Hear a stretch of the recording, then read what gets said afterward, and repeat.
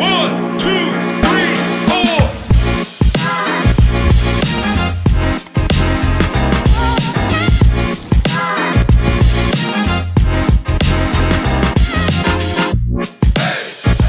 Obrigado, pessoal. A nossa IA está resolvendo minha apresentação, mas, enquanto isso, eu vou aqui me apresentando.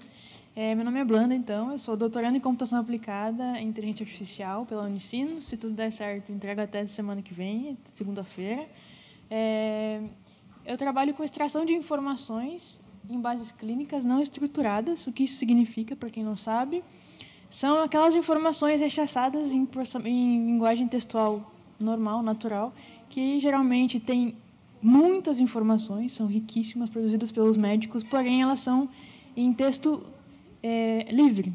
É um bloco de notas, num sistema eletrônico, num prontuário, que o médico, na correria, vai preenchendo com os sinais e sintomas do paciente, com os diagnósticos, com as possíveis medicações. É riquíssimo em informações, mas a gente peca em não conseguir utilizá-las porque elas são um campo aberto. Eis que o meu problema de pesquisa na Unicinos, temos um projeto chamado Minha Saúde Digital, e esse projeto entrou em parceria com 6 outros hospitais de Porto Alegre para tentar trazer alguma solução para a utilização dessas 6 bases de dados. Entre elas, uma base de dados tinha notas clínicas, que é o meu universo de pesquisa, que é utilizar bases de dados clínicos não estruturados em língua portuguesa nos 6 hospitais de Porto Alegre. Delineando essa pesquisa, assim como a Adri trouxe, né, depois que a gente entende muito bem o nosso problema, a gente começa a identificar como que funciona, como que a gente pode tratar esse problema. Muito bem, chegou o meu PPT aqui. Então, o nome do projeto é Minha Saúde Digital, da obtenção de dados modais aos modelos inteligentes. Então, a gente recebeu 6 bases de dados destes hospitais, e eles eram todos os tipos de dados. Recebemos exames de imagem, nós recebemos dados textuais, recebemos dados tabulares e recebemos outros dados que a gente nem pôde utilizar. Isso tudo... Opa! Para onde que eu aponto? Aqui foi. Opa, pulei a minha introdução. Mas isso tudo aconteceu antes de termos aí o boom do ChatGPT, tá, gente? Então, a gente começou essa pesquisa em 2020, foi ali, pandemia estourando, março, a gente teve os anúncios, né? Essa pesquisa começou em agosto de 2020 e foi justamente com o edital de pesquisa que a CAPES lançou para trabalhar em emergências de pandemias. Então, ele veio aí com a proposta de trabalhar já nesse universo de emergência e se acontecer novamente, estaremos preparados, ou pelo menos teremos as ferramentas que precisaremos. Então, a gente precisava entender, primeiro, quais os contextos, né? Hoje em dia, se a IA vai destruir o mundo, ou se a gente consegue trazer isso para o nosso universo de pesquisa. A gente foi tentando aproximar esses universos de pesquisa e, na verdade, entender que... Acho que minha pilha aqui está indo. A IA ela vem aí muito para a força que a gente dá a ela. Então, nesse universo de 6 hospitais que nós temos, eu acho que a gente está com... Aqui. Aqui. Desses 6 hospitais que nós temos, a gente tem que entender quais os objetivos, quais as nossas potencialidades que a IA pode trazer, e observando esse cenário de dados não estruturados do mundo real, de 6 hospitais, a gente precisava entender como resolver o nosso problema utilizando as ferramentas que tínhamos, né? Então, definimos este problema. A gente tem 3 linhas de pesquisa. A primeira, a gente tem 6 hospitais que não se conversam, que eles têm 6 sistemas diferentes na mesma cidade, eu sei.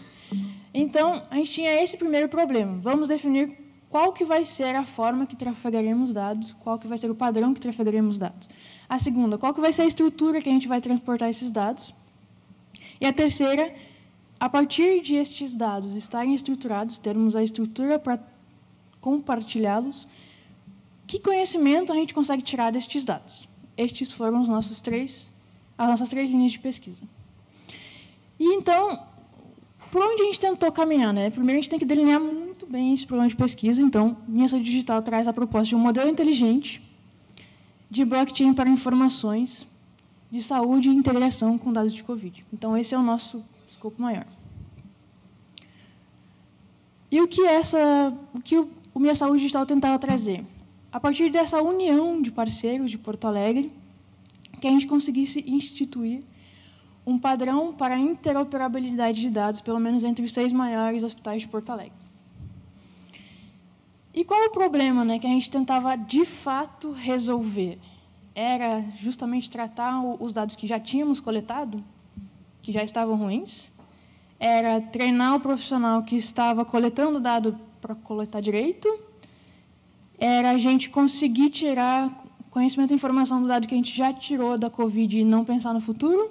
Então, a gente tinha muitas linhas que a gente podia atacar, né? A gente podia atacar para o futuro, a gente podia fazer algo paliativo, ou a gente podia pensar algo que fosse estabelecer um novo padrão de coleta baseado nos dados que já coletamos e, daí, sim, fazer esse aprendizado com o próprio profissional.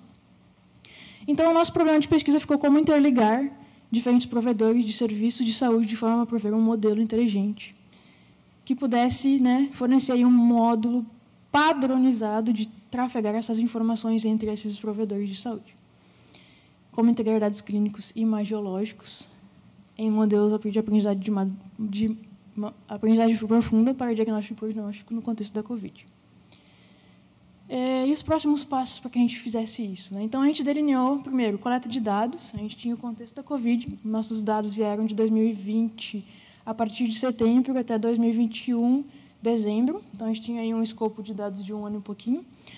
Depois, como meu contexto de dados e processamento de dados textuais em português, que limita ainda mais nosso escopo de ferramentas, porque a maioria das ferramentas que existem hoje para análise de dados e processamento são em inglês e espanhol. Então, em português, a gente tem uma escassez gigantesca. Adiciona no contexto saúde, então a gente diminui isso muito mais, pouquíssimas ferramentas. Então, eu precisava, sim, me preocupar com a anotação de dados, e eu vou explicar um pouquinho de como que funciona depois. Depois, a gente trabalharia o treinamento, teste e as melhorias em cima desses algoritmos, e, por fim, a representação dos meus dados de uma forma que eu pudesse compartilhá-las, né? Porque é muito além de eu conseguir extrair informações e organizar elas, eu preciso pensar em quem vai receber, porque quem receber está confiando que eu organizei direito, né? Que é o mais importante na saúde, que é, se eu não tenho certeza da informação que eu estou compartilhando, eu não compartilho ela, porque a incerteza tem um efeito gravíssimo que pode ser a morte. Então, essa é a prerrogativa dos dados da saúde. Então, quais os dados de saúde que estão disponíveis nesses datasets? A gente tinha dados de contexto, onde foi coletado, se foi numa UPA, se foi numa urgência, se foi, enfim, qualquer outro estabelecimento.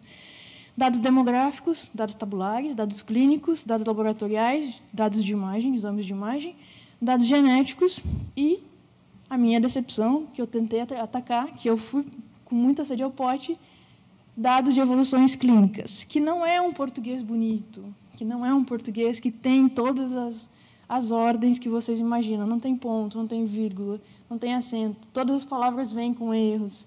Porque o médico está preocupado em atender o paciente, não em fazer uma evolução clínica. Então, tem estudos americanos que já dizem que quando começou a inclusão dos sistemas de prontuário eletrônico, o tempo de atendimento que o médico gastava era 30% preenchendo o prontuário. E não pode ser isso, gente. A gente não pode gastar mais tempo preenchendo uma folha do que atendendo um paciente. A gente tem que fazer com que o sistema, o prontuário, ele otimize o tempo. Então, as notas clínicas, elas vão continuar acontecendo, porque elas ainda são a forma mais rápida que o médico, que o profissional da saúde consegue colocar informação para dentro do sistema, sem se preocupar com milhares de campos, com milhares de informações obrigatórias que ele vai ter que colocar num formulário gigantesco. Então, o cenário do mundo real, que é o nosso cenário de pesquisa aplicada, é esse. Eu preciso tratar esse tipo de dado. Eu preciso tratar todo esse universo de informações que vão vir em um campo de texto gigantesco, conseguir separar essas informações com qualidade e uma certa precisão e confiança, porque eu vou passar adiante essa informação, e, ao mesmo tempo, não dizer ao médico como ele deve me dar essa informação, porque eu tenho que dar a liberdade de ele conseguir colocar tudo aquilo que ele pode, no tempo que ele tem, da forma que ele consegue. Então, como que a gente faz para a coleta desses dados acontecer, primeiro, no ambiente de pesquisa, né? São dados do mundo real, então a gente precisa passar por um comitê de ética, aprovação do comitê de ética. A gente passa por depois que a gente já tem esses dados, a gente recebe eles, apenas aqueles que estão no projeto, recebem eles, muitas vezes, com os nomes, então a gente faz um processo de anonimização. Esses dados nunca saem da universidade sem a gente ter eles anonimizados. O processo de anonimização pode ser vários passos. Pode ser vocês vão tirar os nomes, pode ser outro, vocês vão substituir os nomes, porque vocês precisam ter uma certa correferência. O que isso significa? Eu tenho, por exemplo, no meu dataset, 20 registros de um paciente que foi internado. Para mim, é importante saber que a primeira nota clínica e a 20ª são da mesma pessoa. Então, eu não posso só substituir por qualquer coisa. Então, eu preciso manter uma certa correferência de nomes. Então, eu vou substituir uma informação. Informações sensíveis, nomes, endereços e documentos, né?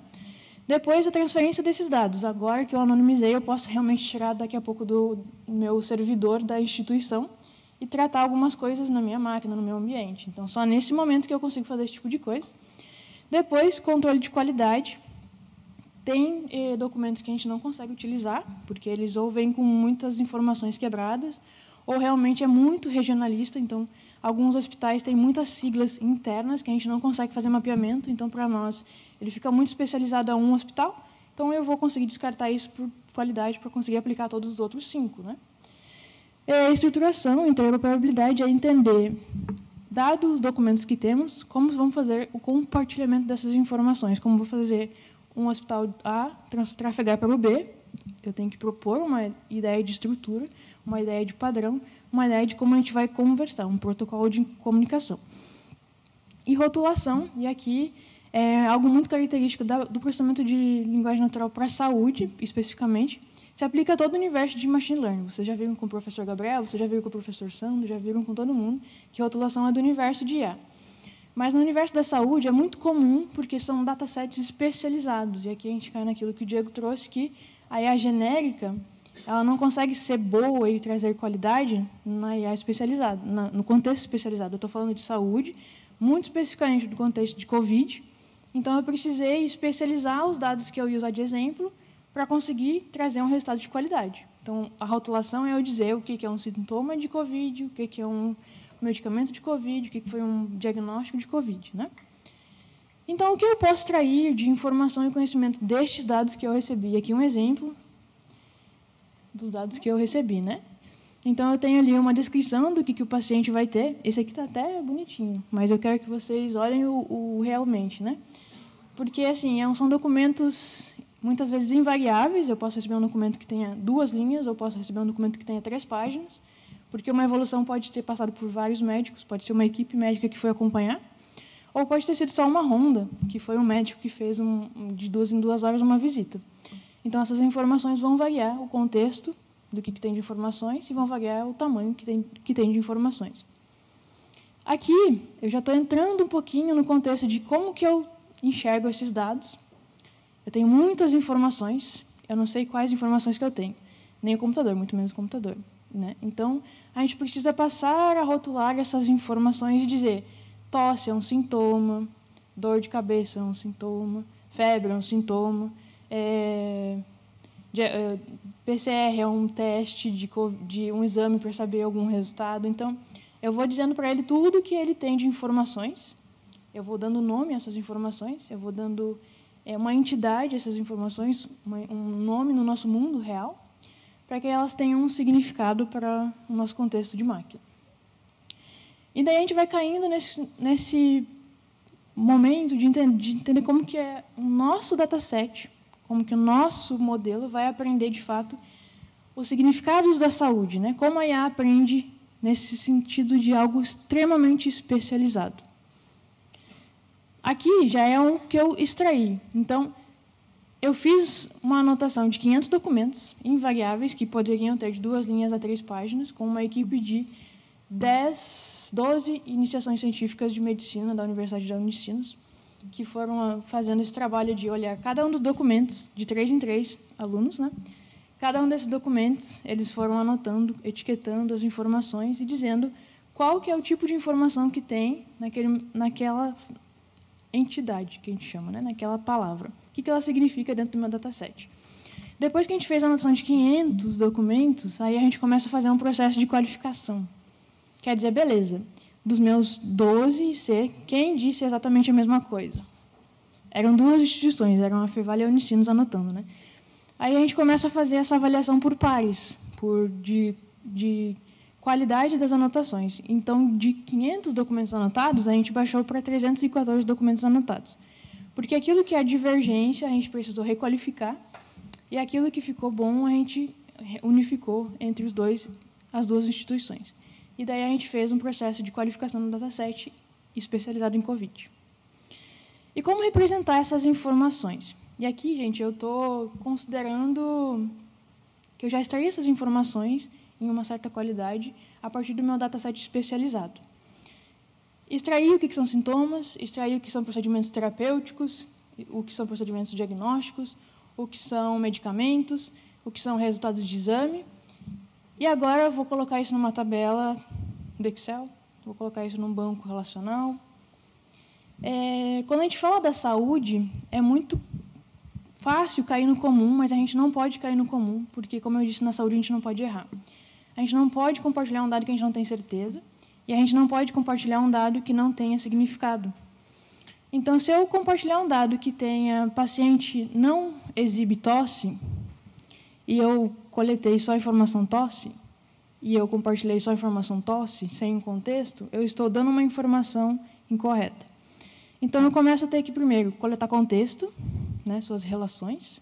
Eu preciso compartilhar essa informação no momento em que aquilo foi coletado, porque tem diferença se eu coleto a informação como uma observação, um médico que está passando e apenas observando o paciente, ou se é realmente um médico que vai ali e está tratando o paciente. Então, pode ser uma condição do paciente, ou pode ser uma observação do paciente. Então, a forma como eu vou transportar essa informação para o outro hospital, como observação ou como condição, também importa na interoperabilidade. Então, a gente precisa representar essas informações com um significado. Ele está dando uma mudada, né, no volume aqui, estou sentindo. A gente precisa representar essas informações com uma atenção ao significado. Eu gosto de fazer uma brincadeira que o computador ele não sabe as diferenças, tá? Ele não sabe que uma maçã, por exemplo, eu preciso ensinar para ele. Eu preciso dizer que uma maçã é redonda, que uma maçã é vermelha, que ela é coletada num pé de árvore, que a árvore tem até tantos metros, né? Eu preciso encher de metadados, vamos dizer assim. A gente tem aqui os nossos 5 hacks, né? Os nossos 5 sentidos. Então, a gente é cheio de metadados o tempo inteiro. Então, a gente precisa passar por isso. A gente precisa dar informações que vão subsidiar esses dados que a gente está coletando, para que a gente consiga tirar dúvidas em cima das ambiguidades. Por exemplo, gosto de laranja ou a manga amarela, a gente também tem uma certa dúvida, mas vocês sabem porque eu botei as figurinhas aqui, né? Se eu disser que eu gosto de laranja e estiver no lado de um pé de laranja, vocês automaticamente interpretam que eu estou falando da laranja fruta. Então, a gente tem essas percepções porque nós estamos cheios de contextos, né, o tempo inteiro. Então, a gente precisa fazer as mesmas coisas para os dados. Então, quando eu comecei a fazer a representação dos dados extraídos, primeiro, a gente utilizou o uso de uma ontologia, e daí aqui a primeira diferenciação. Bases relacionais são bases tabulares. Pensem numa tabela Excel como um exemplo, e aqui umas abstrações. Dados representados em ontologia são grafos. Pensem em uma árvore toda conectada de bolinhas, nodos, tá? Nos quais a gente quer que cada uma das conexões entre essas bolas de informações, e eu acho que aqui eu vou até voltar para vocês lembrarem, eu tenho ali em cima uma informação que chama doença ou síndrome, é um nodo. Eu tenho outra que são resultados, é outro nodo, então eu tenho pequenas bolinhas de informação. A diferença de eu ter elas representadas em uma ontologia é que suas relações, essas arestas, essas linhas que as conectam, também carregam um significado. Então, eu posso dizer que meu paciente, que também é representado por uma das bolinhas, dos nodos, ele vai estar conectado a uma informação, doença ou síndrome, e daí a conexão vai ser o paciente apresenta doença ou síndrome. Então, eu tenho um peso semântico em cima das conexões. Quando eu chego na minha doença ou síndrome, na minha bolinha de doença ou síndrome, tudo que está ali dentro eu sei, porque eu tenho uma rede de informações, porque eu tenho uma rede de metadados, porque eu tenho o significado atrás das minhas informações, eu consigo tirar significados semânticos em cima de um dado. Então, digamos que eu tenho ali na minha doença o síndrome COVID, que para o computador COVID é só palavras. A partir do momento que eu tenho nessa caixinha, que está conectada numa rede de informações, eu sei que ela tem um significado por tudo aquilo que ela tem atrás, certo? E em uma tabela do Excel a gente não consegue fazer isso. Então, a riqueza de uma representação em ontologias para a saúde traz esse tipo de background de informações contextualizadas. A gente precisa saber tudo que está relacionado com sinal, sintoma, febre. Ele está deitado, está com fadiga, está com outras coisas acontecendo ao mesmo tempo. E isso subsidia para a decisão e para a gente conseguir entender. Então isso aqui é um sinal e sintoma no momento de observação do paciente, em tal turno do profissional.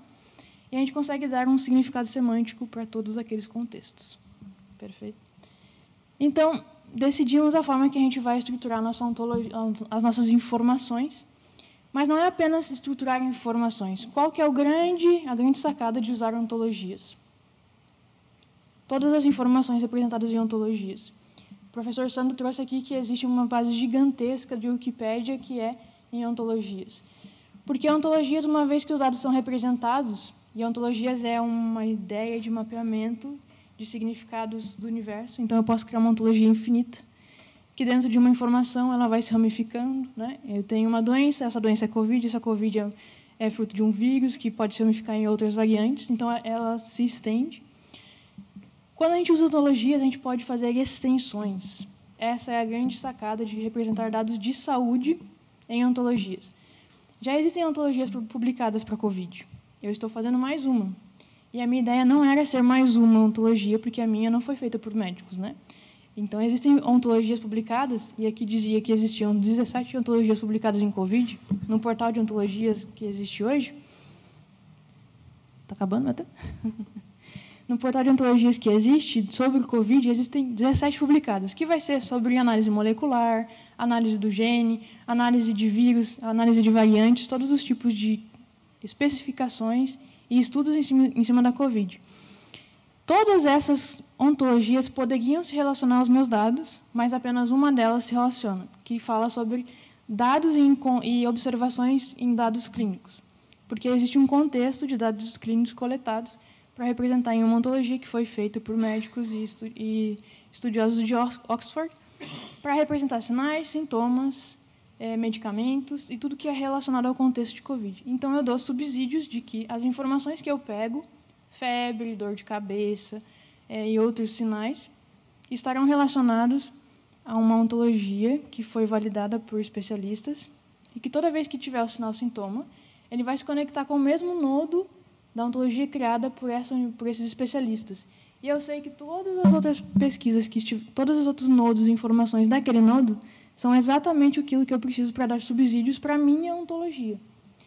Porque já existe a definição de febre, que é em um contexto de COVID, que é a partir de um exame de laboratorial PCR para poder identificar COVID, e eu vou dando subsídios para o meu sintoma identificado, porque para a minha ontologia é apenas uma informação, mas com esse contexto todo eu consigo definir que é uma doença causada por um vírus, coronavírus, né? Essa aqui é uma representação bem básica de como ficou a ontologia.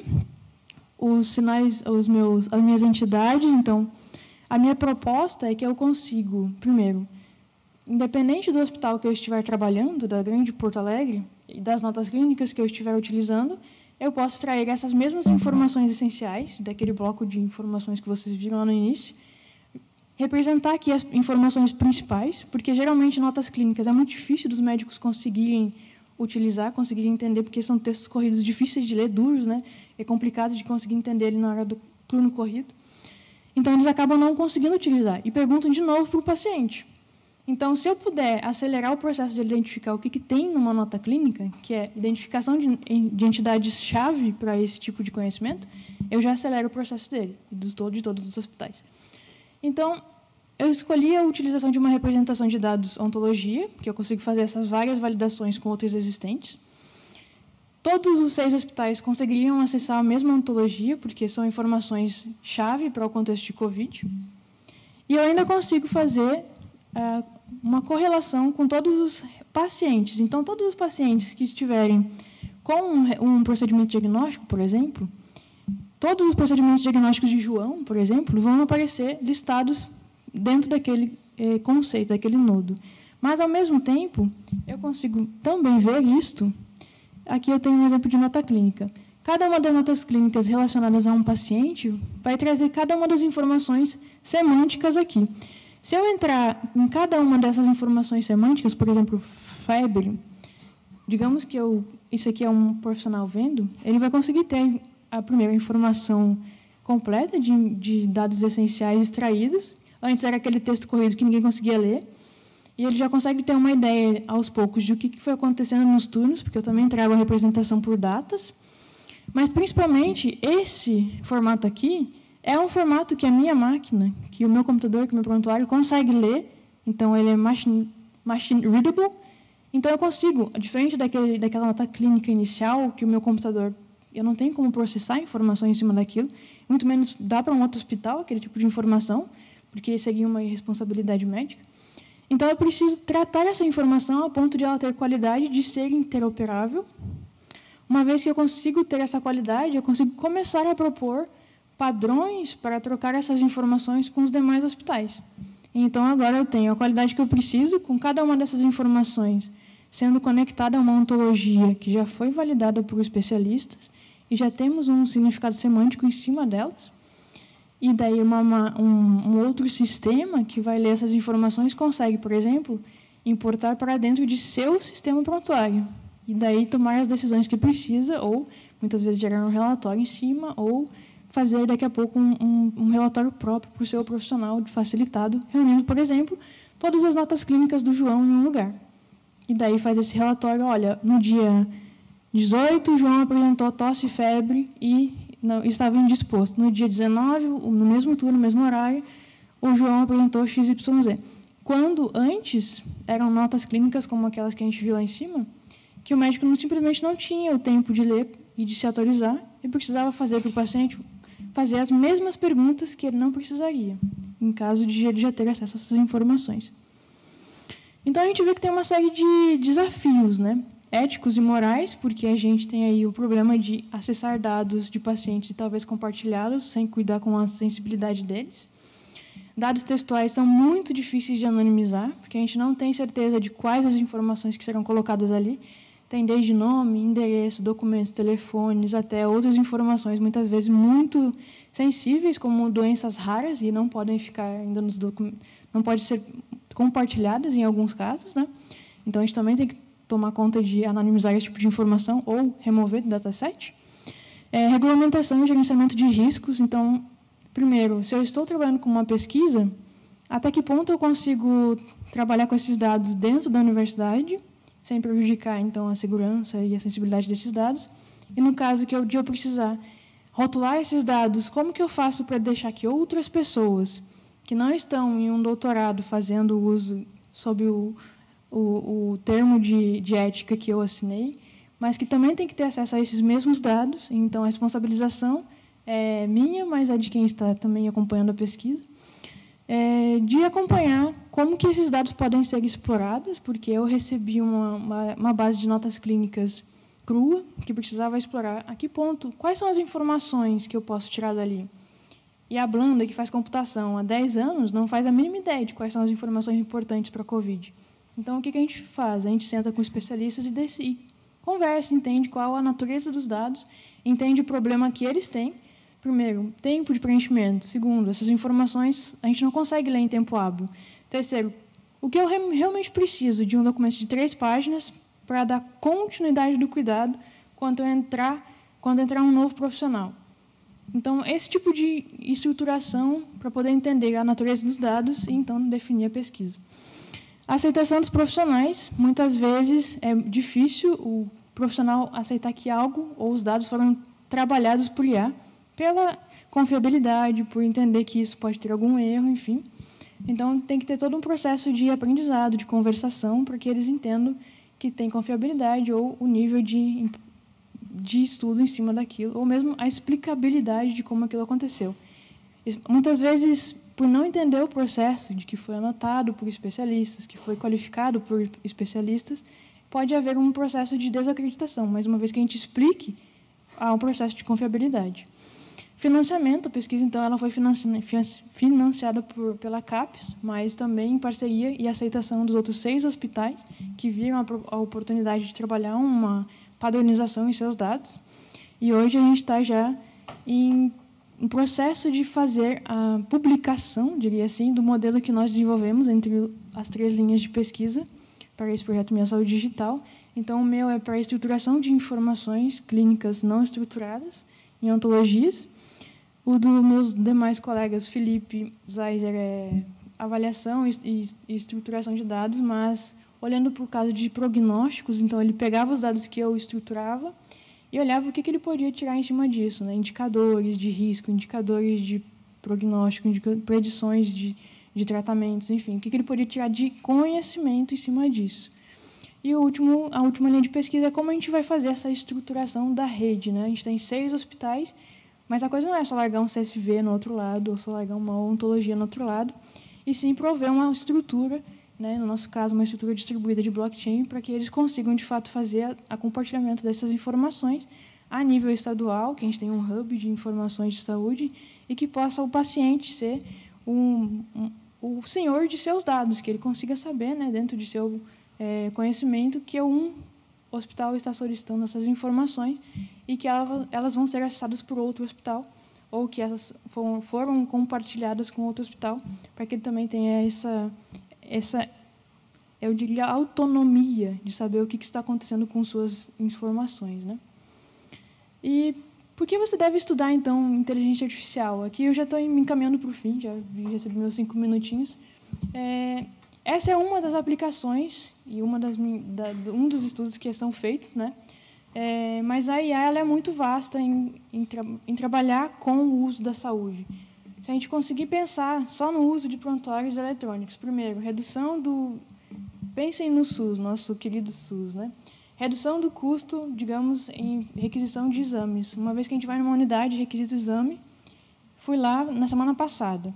Vou ir de novo em outra unidade. Vão me requisitar os mesmos exames porque esses exames não foram compartilhados e porque eu esqueci de levar a pastinha ou porque eu não tenho acesso aos exames que eu fiz. Então, é redução de custos para o sistema público de saúde, né? Celeridade. Se eu tenho um sistema que está estruturado, meu médico não vai perder 30% do seu dia fazendo o que ele deve fazer de reporte no sistema, ao invés de estar atendendo o cidadão, né?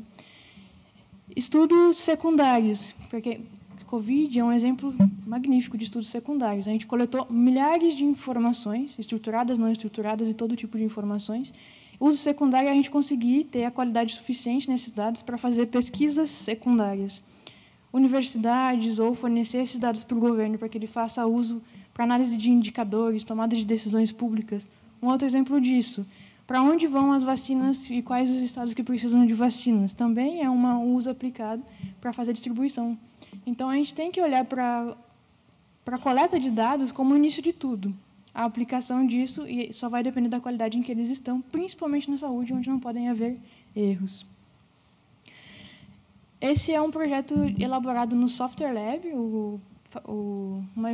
uma iniciativa da Unicinos, é um núcleo de excelência para o desenvolvimento de softwares, grupo de pesquisa, elaborado em parceria com mais de 6, 7 hospitais de Porto Alegre e também com outras filiais da Unimed, que estamos aí tentando desenvolver esse hub a nível estadual. Muito obrigada, acho que eu não passei muito.